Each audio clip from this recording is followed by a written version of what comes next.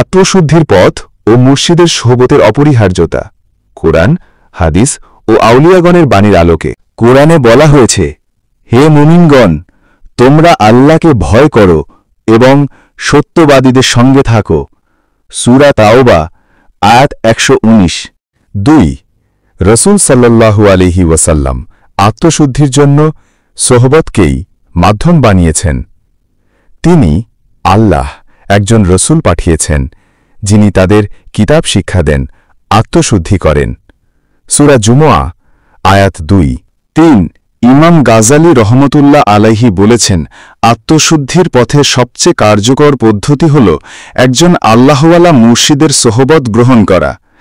ইহাউ উলুমুদ্দিন খণ্ড ৩ রিয়াজতুল নফস অধ্যায় ৪।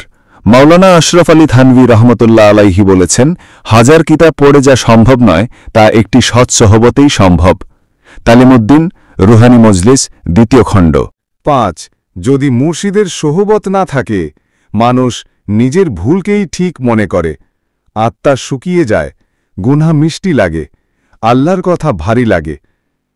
তোমরা তাদের অনুসরণ করো না যারা নিজেদের খেয়াল খুশির অনুসরণ করে। সূরা জাসিয়া আয়াত ১৮।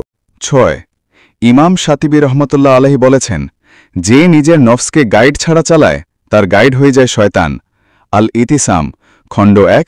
৭ অলি আল্লাহর সোহবতে আত্মা শুদ্ধ হয়, গুনাহের আগুন নিভে যায়, আত্মা প্রশান্ত হয়, কান্না ফিরে আসে।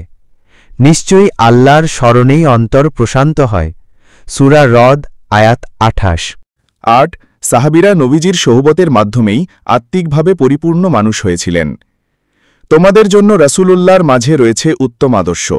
সূরা আহজাব আয়াত ২১। ৯ আত্মা আয়নার মতো, যা শুধুই সৎসঙ্গ দ্বারা পরিষ্কার হয়।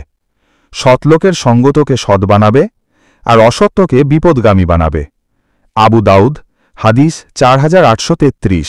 ১০ যেমন চিকিৎসক ছাড়া রোগের চিকিৎসা হয় না, তেমনি আত্মার চিকিৎসক ছাড়া আত্মা শুদ্ধ হয় না। আল্লাহ সেই রোগ দেন না যার জন্য তিনি ওষুধ রাখেননি। সহিহ বুখারী হাদিস ৫৬৭৮।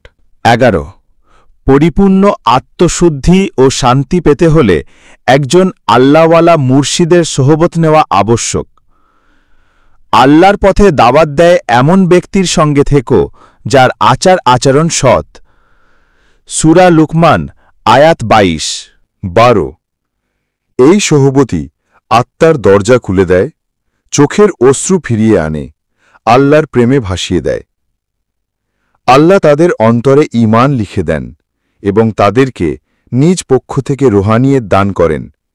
সূরা মুজাদালা আয়াত ২২।